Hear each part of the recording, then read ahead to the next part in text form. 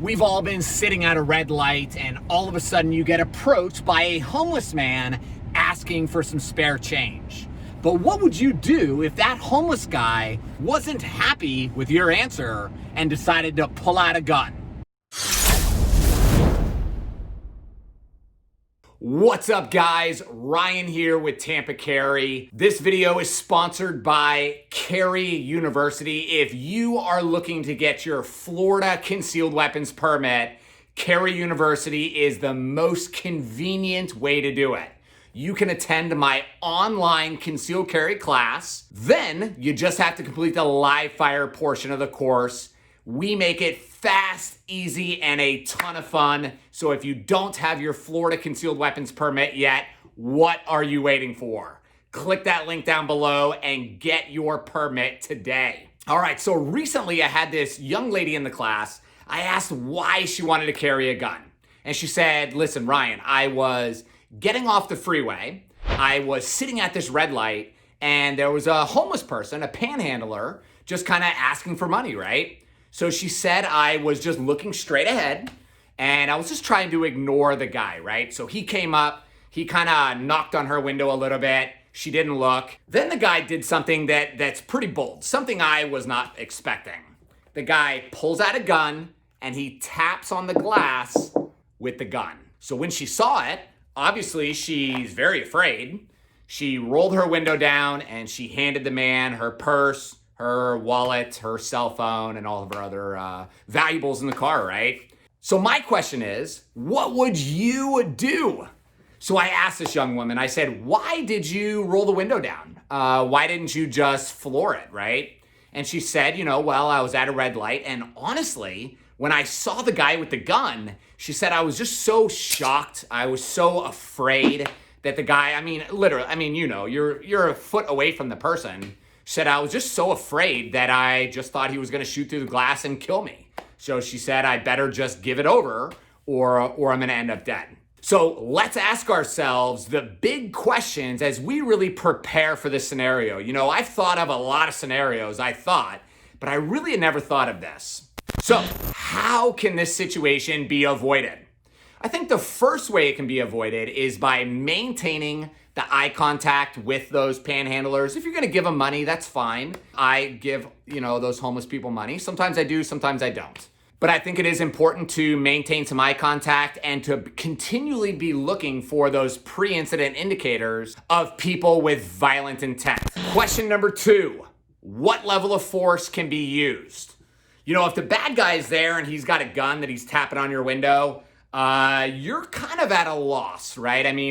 It's going to be pretty bad. We never want to draw on a drawn gun. So thinking you're going to pull and then shoot through the door, maybe, but I just don't really know if that's the right answer, the right response. I really think the smartest thing to do in this scenario is to floor it and hopefully make it enough through that intersection without a car accident, but to try to get away from him, right? I think rolling the window down is dangerous. You don't know, that guy could kidnap you. You just don't know what somebody like that is willing to do. If they're willing to pull out a gun and rob you in the middle of an intersection, they're probably willing to do a lot more to you. Question number 3, does this situation fall under the purview of the Florida Stand Your Ground law or justified use of deadly force law? Now, according to Florida Statute 776.012, a person is justified in using or threatening to use deadly force if he or she reasonably believes that such force is necessary to prevent imminent death or great bodily harm to himself, herself, or another, or to prevent the imminent commission of a forcible felony. In my opinion, if that bad guy is there knocking on my window if his slide was locked back, I'd be like, you're an amateur. If he was there knocking on my window with a gun in his hand, I would have a reasonable fear of imminent death. And yes, I would think that my use of a gun would be necessary to keep me safe. Now, something I want to throw at you, this is a curveball, right? What would you do? So there's a car in front of you, you're the car back, and you saw this situation happen to the vehicle right in front of you. I don't know what I would do. I don't know.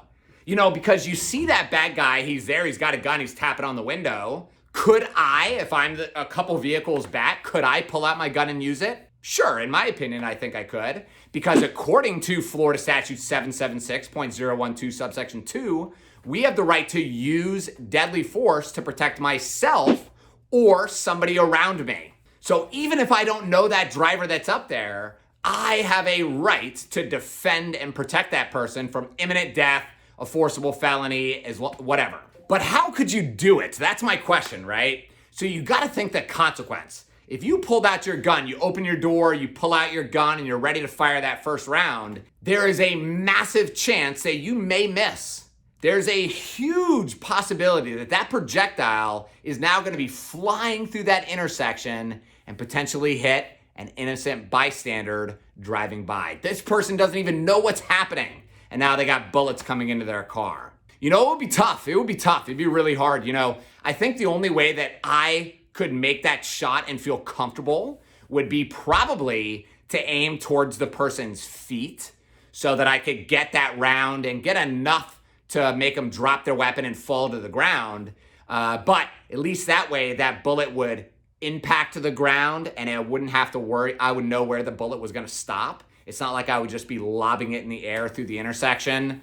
But this is probably one of those moments where it's a whole lot better to try to avoid it, de-escalate it, whatever, instead of having to shoot, because that consequence of where that bullet goes, that is your responsibility. It sure would suck to go to prison because you were simply trying to save someone, but you accidentally hurt an innocent person. So, let me know what you guys think about this scenario. Leave a comment down below. Make sure you subscribe to the channel. The channel has been growing rapidly, and I thank you guys for that. Subscribe, leave a comment, give me a thumbs up. Keep training and stay safe.